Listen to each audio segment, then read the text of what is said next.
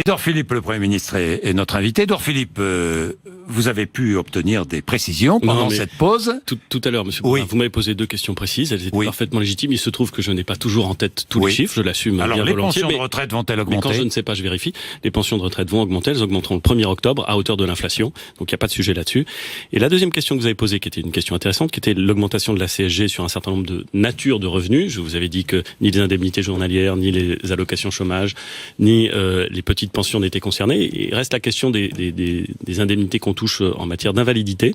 Et en fait, cette question n'est pas encore tranchée. Elle est en discussion. Elle est encore en discussion.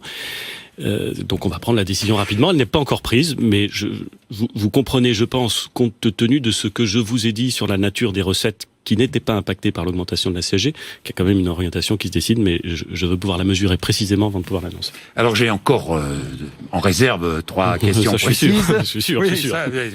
La prime d'activité va augmenter? La prime d'activité va augmenter. De combien? Le président de la République s'y est engagé. Et je sais. Vous verrez ça au moment de la présentation du budget, mais elle va augmenter. Encore une fois... Elle va augmenter. Elle va augmenter. Vous savez, le président de la République a pris des engagements qui étaient clairs pendant la campagne. Bon, moi je vais les tenir. Il va falloir les tenir. Moi je vais les tenir. L'allocation pour les adultes handicapés. Elle va augmenter. Elle va augmenter. Absolument. Dès 900 euros. Elle va augmenter dès 2018. Elle va augmenter de façon inusitée, c'est-à-dire assez massive. Là encore... Jusqu'à 900 euros. Elle augmentera à terme, à mon avis. L'idée, ce sera de la faire sortir en effet d'en dessous le seuil de pauvreté. Donc elle augmentera à terme, mais dès 2018, elle augmentera. Entendez bien ce que je dis, monsieur Bourdin. Massivement. Dès 2018, l'allocation adulte handicapé augmentera.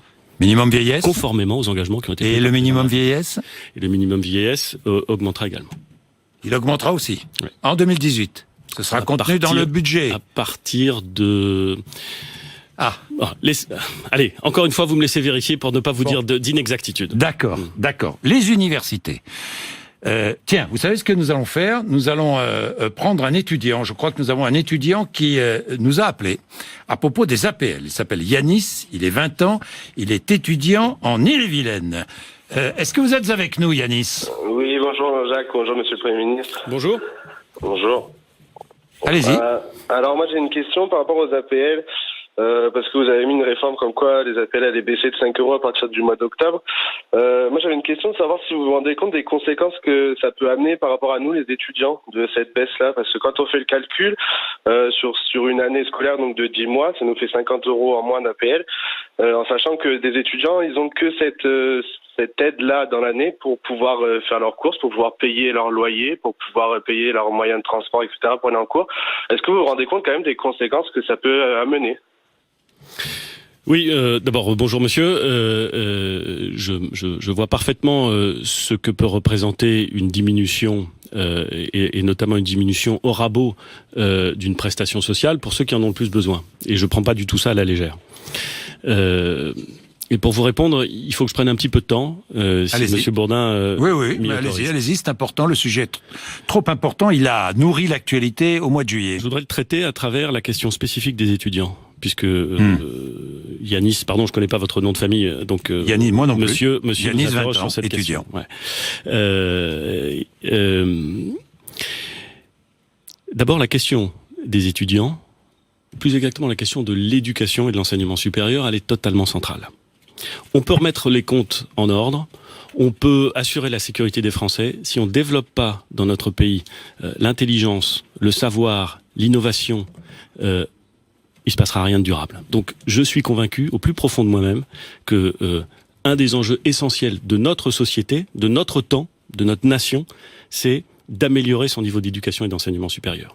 C'est pour ça que le ministre de l'Éducation a décidé d'avoir une politique extrêmement ambitieuse sur les petites classes, c'est-à-dire au moment où énormément de choses se jouent, parce que on a un système qui, même s'il permet encore de produire de l'excellence, qui, même s'il continue à fonctionner en moyenne, produit trop, malheureusement, de jeunes gens qui ne maîtrisent pas les savoirs fondamentaux à la sortie de l'école primaire, qui ne sont pas à l'aise avec la lecture, qui ne sont pas à l'aise avec l'écriture, et qui ne sont donc pas à l'aise à l'école, et qui ne peuvent pas, du coup, profiter de cet instrument absolument essentiel. Donc, un effort très grand sur l'éducation nationale, mais je suis certain que Jean-Michel Blanquer aura l'occasion de Ce l'expliquer. sera là lundi. C'est la raison pour laquelle je dis il pourra le détailler. Sur l'enseignement supérieur, et donc sur les étudiants, là encore, un défi absolument majeur. Un défi en termes de qualité de vie des étudiants, de pouvoir d'achat des étudiants. Qui baisse, pouvoir d'achat qui baisse. Et un défi en termes de réussite des étudiants. Les deux sont également importants. La question des étudiants, c'est aussi bien la façon dont ils étudient que le succès dans leurs études. Je commence, là encore, par le succès dans les études, et puis ensuite je parlerai du pouvoir d'achat spécifiquement. Il y a un chiffre qui devrait, Monsieur Bourdin, vous glacer le sang, à vous comme à tous ceux qui nous écoutent. 60% d'échecs au bout de 4 ans à l'université. Notre système sélectionne par l'échec. On crée des bacheliers, on leur dit vous allez pouvoir faire des études supérieures, et au bout de 4 ans, normalement on a sa licence en 3 ans, au bout de 4 ans, il y a 60% d'échecs. C'est terrible. C'est un gâchis humain d'abord, financier évidemment, mais à la limite, un gâchis humain considérable, une frustration considérable. C'est du gâchis. Nous, ce qu'on veut, c'est changer ça. C'est-à-dire, vous allez changer. Et on va changer ça. La ministre de l'enseignement supérieur. Qu'est-ce que vous allez faire? La ministre de l'enseignement supérieur et de la recherche est en train de préparer et donc de discuter. Là encore une fois, il ne s'agit pas de faire sortir de son crâne tout armé. Là. Oui. Est en train de préparer et de discuter avec les organisations, avec les universités, un plan étudiant qui comporte un volet réussite étudiante, réussite scolaire, on va dire, réussite étudiante, et un volet pouvoir d'achat. Je vais revenir sur le pouvoir d'achat. Le plan pour quand?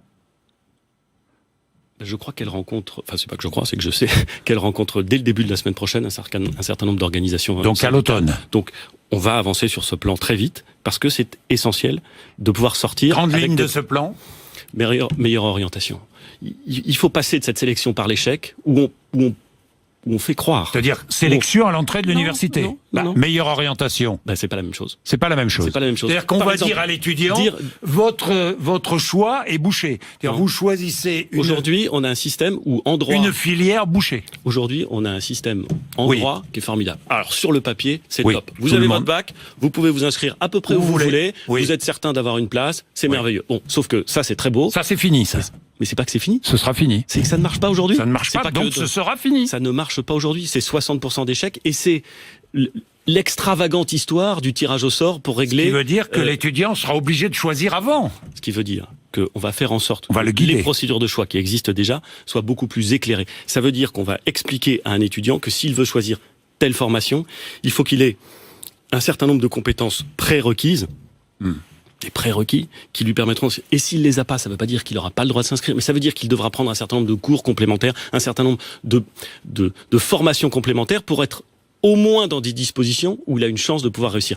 Donc, on a un énorme effort d'orientation et d'accompagnement des étudiants. Accompagner les jeunes à choisir leur direction. Parce qu'on a des trucs de dingue. On a des gens qui passent des bacs pro, qui vont dans l'enseignement supérieur général alors qu'ils n'ont pas été préparés pour ça. Ça ne veut pas dire qu'ils n'ont pas été... Et on a des gens qui ont fait des bacs généraux, qui vont dans des filières extrêmement courtes, qui sont plutôt professionnalisantes, qui n'ont pas été forcément conçues pour eux. Donc on a des embouteillages. On a aussi, vous le savez, un nombre déraisonnable d'inscription dans des filières qui n'exigent pas autant d'étudiants. Il faut donc faire en sorte de pouvoir mieux orienter les flux et mieux éclairer surtout les étudiants. Encore une fois, il ne s'agit pas de dire vous ce sera ça, vous ce sera ça.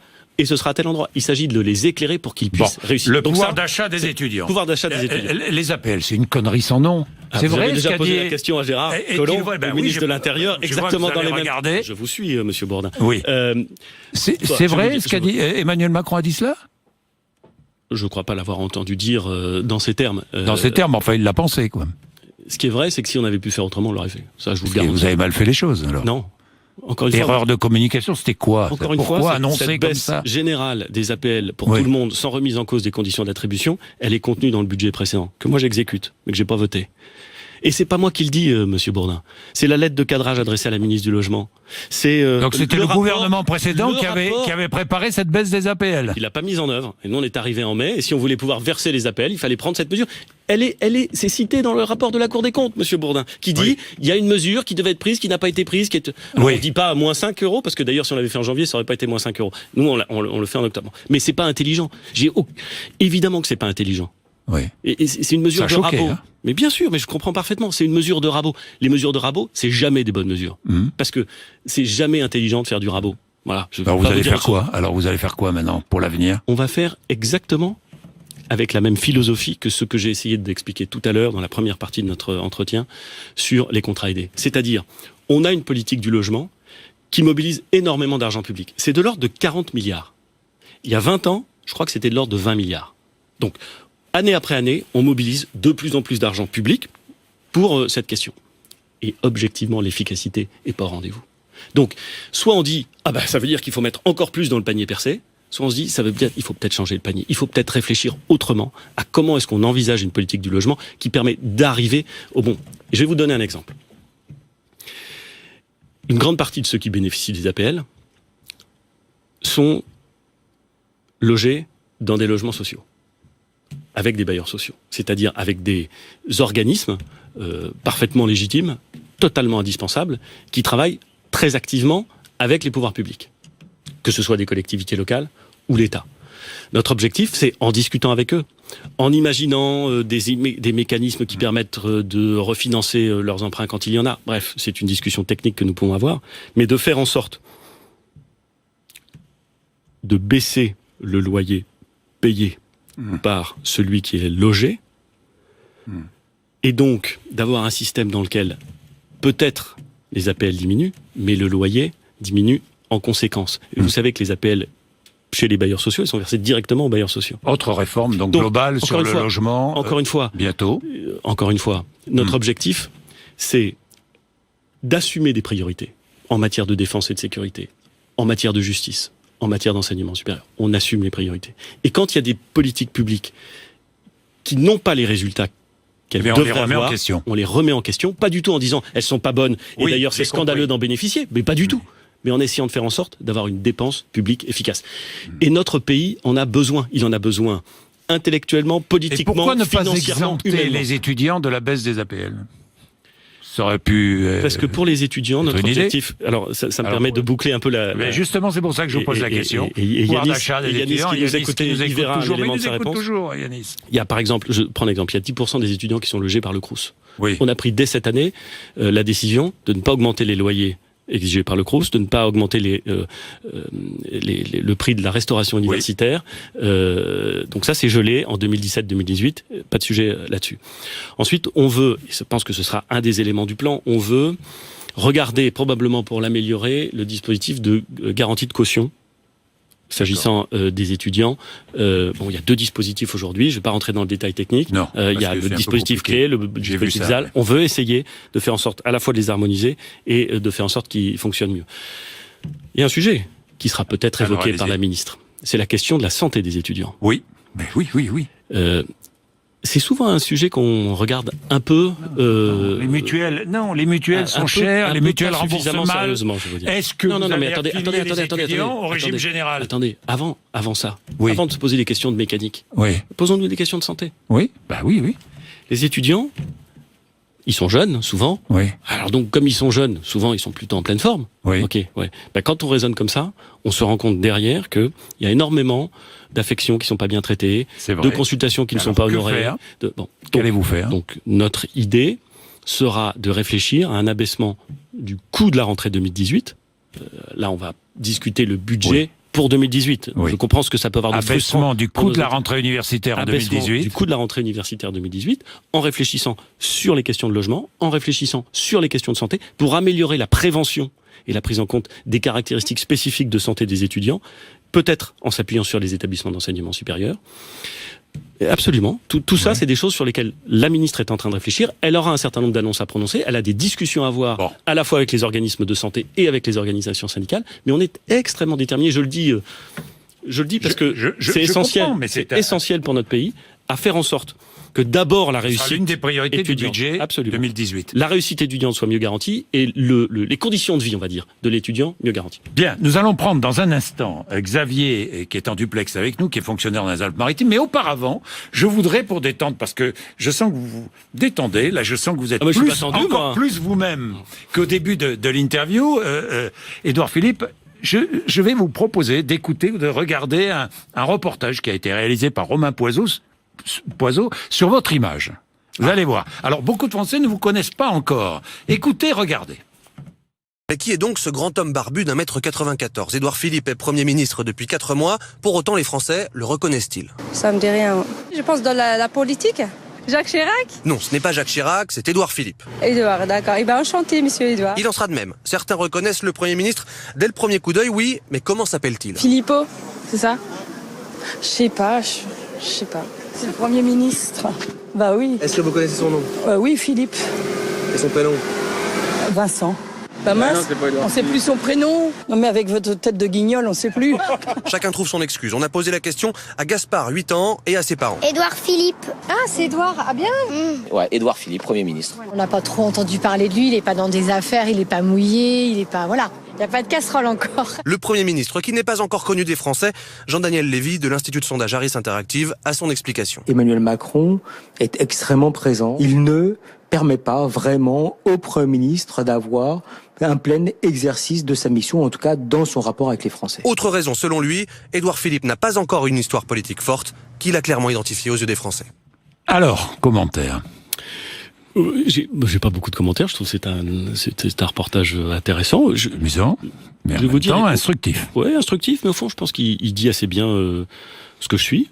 Moi, j'ai commencé ma vie politique en étant élu local, adjoint au maire au Havre, adjoint d'Antoine Ruffnac, qui était un formidable maire du Havre, et auprès de qui j'ai beaucoup appris. Puis j'ai travaillé avec Alain Juppé à l'UMP, j'ai beaucoup appris aussi avec lui, et c'est quelqu'un pour qui j'ai toujours une affection et une amitié considérable, et beaucoup d'admiration. Et puis en 2010, je suis devenu maire du Havre, et je me suis consacré à ça. Puis j'étais porte-parole d'Alain Juppé, député en 2012, porte-parole d'Alain Juppé pendant la primaire. Et vous me connaissez un petit peu, peut-être que ceux qui nous regardent me connaissent un petit peu. Je vous connais professionnellement, on se Oui, connaît mais pas. À part que vous êtes ce que maire je veux du dire. Havre et que nous allons vous affronter votre équipe demain soir à Nîmes. Mais enfin, bon, voilà. Ah oui, en Ligue 2 de Parenthèse, football. oui, en Ligue 2, oui. Après un remarquable début de saison. Oui, je sais, du Havre. qui a Moins bon gagné du tous ses nôtre, mais matchs. demain Bon, soir, on ça va verra être si- dur pour bah, vous. on verra, Bon, enfin, on verra. Bon. Bon, nous avons un désaccord sur ce point. Parenthèse refermée. Moi, je cherche pas le spectaculaire pour le spectaculaire. Je suis pas le grand fan de la petite phrase qui fait des reprises dans tous les sens. J'essaie de faire mon boulot sérieusement, sans me prendre trop au sérieux, mais en respectant Vincent Philippe, la fonction. vous avez entendu? Oui, ben alors Vous voilà. aviez une anecdote à propos? Non, mais vous savez, c'est toujours difficile de se faire un nom quand on a 2 prénoms. Oui. Bon. Nous allons prendre, revenons au concret. Nous allons prendre Xavier, qui est fonctionnaire dans les Alpes-Maritimes, qui est en duplex avec nous. Bonjour Xavier. Bonjour Jean-Jacques, bonjour Monsieur le Premier ministre. Alors, votre question Xavier, allez-y. Alors vous semblez assumer la hausse de la CSG qui touchera les indépendants, les fonctionnaires dont les compensations sont assez floues, à 3 mois de l'échéance tout de même, et les retraités. Et c'est bien là le fond de ma question, puisque les retraités seront touchés dès 1 200 € par mois, 1 800 € pour un couple, ce qui me semble un plafond très bas selon où l'on vit en France. Ma question elle est simple, je voudrais savoir pourquoi vous avez délibérément choisi de commencer par exiger des efforts des plus petits contribuables français et que vos ministres et certains parlementaires culpabilisent à longueur d'interview. Alors, d'abord, vous posez la question de la CSG. Encore une fois, aux exceptions près que j'ai indiquées tout à l'heure, les petites pensions qui ne sont pas concernées, en dessous de 1 200 en €, dessous de 1 200. chômage, 1 800 pour un couple. indemnité journalière, en dehors de ces recettes, la CSG, elle est perçue sur l'ensemble des recettes. Un mot pour dire qu'elle est également perçue sur les revenus du capital. Et que donc, en augmentant la CSG sur les revenus du capital, on va financer une augmentation de pouvoir d'achat pour les actifs. Il faut pas l'oublier. C'est pas simplement sur les plus petits contribuables que la CSG elle pèse, y compris sur les plus gros et y compris sur des recettes et sur des revenus qui ne sont pas simplement soit des revenus de transfert, soit des revenus d'activité. Je le précise parce que il faut pas perdre ça de vue. Pourquoi est-ce que encore une fois on a pris cette mesure, qui est un choix politique que j'assume, parce qu'on a considéré qu'il fallait donner aux actifs une augmentation de pouvoir d'achat parce que c'est absolument essentiel que le travail paye dans notre pays. Ça ne veut pas dire qu'on n'aime pas les autres, pas du tout, en aucune façon.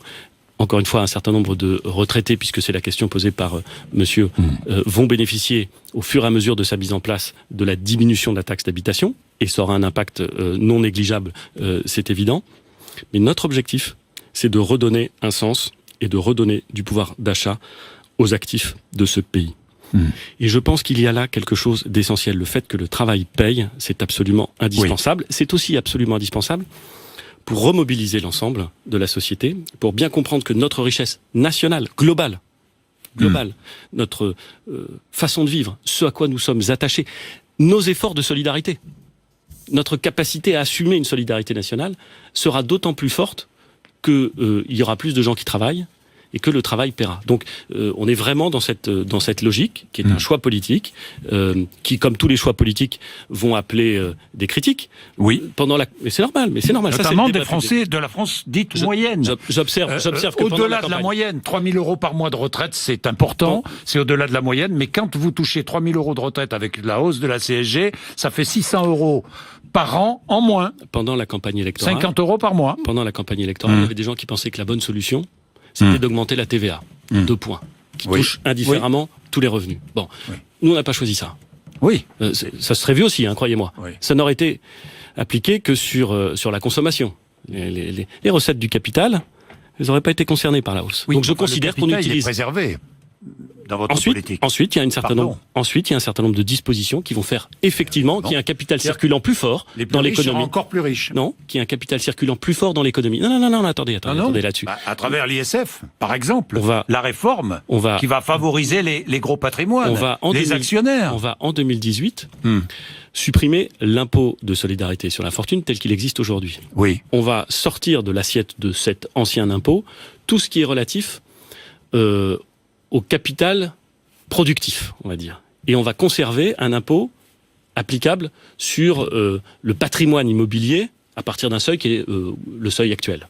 Donc, en vérité, il n'y a pas de changement sur la partie immobilière de l'ISF. Mais sur tout le reste, il y a un changement. Pourquoi ? Parce qu'on considère que si on veut créer de la richesse, si on veut faire repartir l'économie française, il faut que le capital à investir serve à produire. Et il faut donc faire en sorte qu'il soit plus circulant. Là encore, c'est un choix politique. Et accessoirement, c'est un choix politique qui a été annoncé. On n'est pas du tout dans quelque chose où on prendrait les Français par surprise. Ça a été dit pendant la campagne présidentielle par le président de la République. Ça a été dit pendant la campagne législative par les candidats de la France en marche, de la République en marche, pardon. Et donc, évidemment, c'est quelque chose qu'on va mettre en œuvre, comme tous les aspects qui ont été annoncés et promis par le président de la République. Bien. Alors, annoncé et promis par le président de la République, la gratuité des soins dentaires. Je me souviens. Oui, absolument. La meilleure prise en compte des soins dentaires et des questions de lunettes auditives et des lunettes. Dentiste en Haute-Garonne, Mathieu, 25 ans. Mathieu. Bonjour Jean-Jacques, bonjour Monsieur le Premier ministre. Bonjour Monsieur. Ma question elle porte sur le mode de financement de ces prothèses à 100%. Est-ce que vous allez les financer en augmentant les cotisations des Français ? Est-ce en ayant recours à l'apparition de prothèses low cost ou provenant de pays exotiques, ou bien en faisant pression sur les mutuelles dont les frais de gestion et de publicité selon l'UFC Que Choisir atteignent environ 7 milliards d'euros, ce qui serait suffisant pour couvrir le reste à charge de tous les Français? Je ne vais pas répondre complètement à votre question, c'est une bonne question. Très bonne question. Et j'ai le sentiment, en vous écoutant la poser, que vous êtes plutôt partisan de la troisième solution, et je peux comprendre que ce soit celle que vous privilégiez. Non, je ne vais pas vous répondre complètement à cette question, parce que on est en train de travailler sur ces sujets. Et encore une fois, je comprends ce qu'il peut y avoir de frustrant pour nos éditeurs quand je dis on est en train de travailler sur ce sujet. Mais d'abord, je préfère, et j'assume parfaitement l'idée qu'avant d'annoncer des choses, on les travaille, on les mesure et on les discute. Donc ça, de ce point de vue-là, j'ai aucun problème à dire ça. Et ensuite, je voudrais simplement rappeler aux Français, puis après je répondrai à votre question, je voudrais simplement rappeler aux Français que le premier budget sur lequel nous allons pouvoir imprimer notre marque, il commencera à être appliqué, s'il est adopté par le Parlement, le 1er janvier 2018. Oui. Et que donc, Moi, je suis là pour mettre en œuvre ce qui a été promis par le président de la République. Donc il contraindra une baisse. Et je ne peux pas le faire dans les 3 premiers mois. Je peux pas le faire dans les 6 tout faire tout de suite. Mais on est bien d'accord. remarquez avec moi, Monsieur Bourdin, que tout au long de l'entretien que nous venons d'avoir, oui, que nous allons continuer à avoir pendant quelques minutes, je vous ai indiqué tout ce que nous allions faire à partir de 2018, c'est-à-dire à partir du moment où nous entrons dans la possibilité d'imprimer notre marque sur le budget. Donc il y aura déjà une baisse. L'engagement a été pris sur les prothèses auditives, sur les lunettes et sur les soins dentaires. Nous sommes en train de travailler. Dès 2018, il faudra travailler avec l'ensemble des acteurs, c'est-à-dire les mutuelles, bien entendu, c'est-à-dire la sécurité sociale, évidemment, c'est-à-dire aussi les professionnels, quels qu'ils soient dans leur champ de compétences, pour arriver à l'objectif qui a été clairement défini et qui, parce qu'il a été clairement défini, sera atteint. Dès 2018, début de... Je pense qu'on va attaquer le sujet à partir de 2018. Je ne peux pas vous garantir qu'à la fin de 2018, la totalité du sujet sera traitée. Le terrorisme, sujet qui préoccupe et plus les Français. Vous avez vu les dernières informations, ce qui s'est passé à Barcelone. Est-ce qu'on en sait un peu plus sur la présence de deux des auteurs de l'attentat de... On sait qu'un des véhicules de Barcelone, qui a été utilisé pour les actes criminels et les attentats terroristes de Barcelone est passé en France. Oui. Donc l'enquête même à Paris. Est passé à Paris et l'enquête est évidemment en train d'être conduite. Pourquoi faire ? En train d'être conduite pour déterminer ce que nous pouvons savoir et le maximum de choses que nous pouvons savoir sur les raisons, les modalités. Question que tout le monde se pose. Est-ce que je ne donnerai pas de réponse. Est-ce que cette cellule préparait un attentat aussi en France, et notamment en région parisienne. Et auquel je ne donnerai pas de réponse aujourd'hui, parce que ces sujets sont l'objet d'une enquête, et que entre le plaisir de répondre à votre question et l'efficacité de l'enquête, pardonnez-moi, Monsieur Bourdin, les menaces sont toujours aussi fortes. Elles sont élevées. Très élevées. Et parfois j'entends des gens non pas nier le niveau de menace, parce que je crois que personne ne nie le niveau de menace, mais... On s'habitue. Les relativiser. Vous s'habituez. C'est pas du tout mon cas. Je pense qu'il y a des. Je pense que parfois on ne réalise pas complètement la dangerosité de la situation dans laquelle. Mais comment s'habitue-t-on ? Non mais attendez, en ne nommant pas. Monsieur Bourdin, non mais je vous ai pas dit que je m'habituais. Pas vous. Au contraire, pas vous. Je suis en train de dire certains. qu'il faut faire attention à l'idée en ne nommant au fond, pas on oublierait le danger, par exemple, en ne parlant pas de terrorisme islamiste. Mais moi, je n'ai aucun problème avec cette expression. Il est clair qu'il y a une fraction que je considère réduite, mais extrêmement virulente, d'un islam radicalisé qui a basculé ou est sur le point de basculer ou pourrait basculer dans des actions terroristes. Et donc il faut, pour garantir un bon niveau de sécurité aux Français, il faut agir sur tous les plans. Il faut agir sur le plan militaire, car une partie des opérations de protection contre le terrorisme est militaire, sur des théâtres d'opérations extérieures, nous le savons. Et ça correspond à l'engagement pris par le président de la République d'augmenter massivement l'année prochaine, en 2018, mais pendant les années qui suivront, le budget des armées. Combien l'année prochaine, 2018 ? Le président de la République l'a dit, 1,6 milliard supplémentaires. L'année prochaine. Ouais. Et les années suivantes, la même chose. Donc on est dans un effort très lourd, que nous assumons, c'est un choix politique. Nous vivons dans un pays, nous vivons dans une époque, dans une région du monde, et dans une époque qui est une époque dangereuse. Donc nous devons avoir une garde haute. C'est un apprenti et un amateur boxeur qui vous parle. La deuxième chose, c'est que nous devons avoir une mobilisation des forces de sécurité sur le territoire national qui nous permettent de garantir le plus haut niveau de sécurité possible aux Français. Et là encore, j'utilise pas les mots à la légère. Le plus haut niveau de sécurité possible. Ça veut dire que personne ne peut garantir l'efficacité absolue. Personne. Ceux qui vous garantissent l'efficacité absolue sont des clowns. Des clowns. Nous voulons garantir le plus haut niveau possible de sécurité pour préserver et pour garantir la sécurité des Français. Ça passe, Monsieur Bourdin, par une mobilisation des forces de police, ça passe par des dépenses, ça passe par des travaux et des travaux importants en matière de justice. Ça passe aussi par la création d'instruments juridiques. Nous nous sommes engagés à lever l'état d'urgence au 1er novembre prochain parce qu'on ne peut pas rester dans l'état d'urgence. Il a été créé en 2015, enfin il n'a pas été créé, il a été mis en œuvre en 2015 après les attentats, c'était une bonne décision. J'étais député de l'opposition, je l'ai voté évidemment. On ne peut pas en rester là. On ne peut pas rester durablement dans cet état d'urgence. Donc on doit en sortir. Le président de la République s'est engagé à le faire au 1er novembre. Nous avons soumis au Sénat d'abord et à l'Assemblée nationale à la rentrée parlementaire un texte qui vise à renforcer notre capacité d'action et la capacité d'action des services de police et de justice s'agissant spécifiquement, et je redis bien spécifiquement, de la lutte contre le terrorisme. Vous vous souvenez peut-être, Monsieur Bourdin, que la dernière fois que je suis venu vous voir, vous m'avez posé des questions sur le sujet, en me disant, est-ce qu'on ne va pas trop loin dans ce texte? Est-ce que ce texte ne serait pas liberticide? Toutes les mesures que nous prenons sont évidemment sous le contrôle du juge. Évidemment. Et évidemment, notre objectif, c'est de rester dans le cadre constitutionnel d'une préservation de liberté d'expression et de la liberté. Mais nous voulons garantir la sécurité des Français. Un dernier point peut-être sur la sécurité des Français. Forces armées, services de police et de sécurité, bien entendu, c'est indispensable. Il y a un point sûr. Il faut aussi que les Français, vous, moi, tous les Français, tous ceux qui nous écoutent, aient conscience que cette lutte, c'est une lutte collective. C'est pas simplement l'armée française, au loin, ou auprès avec l'opération Sentinelle. C'est pas simplement les services de police. C'est une vigilance permanente. Une vigilance permanente dans les lieux publics. Une vigilance permanente dans ce que nous voulons dire de ce que nous sommes et dans comment nous défendons ce que nous sommes. Pardon, Monsieur Bourdin, j'utilise des termes généraux et je sais qu'on arrive au terme de cet entretien. Mais nous ne pouvons pas, nous ne voulons pas et nous ne devons jamais renoncer à ce que nous sommes. Nous sommes un pays de liberté, de croire ou de ne pas croire. Nous sommes un pays de liberté d'expression. Nous sommes un pays de liberté culturelle. Et nous ne renoncerons pas à ça. Jamais. Jamais. Merci Édouard Philippe d'être venu nous voir ce matin, d'avoir accepté de répondre à toutes nos questions. Il est 9h31, vous êtes sur RMC et BFM TV.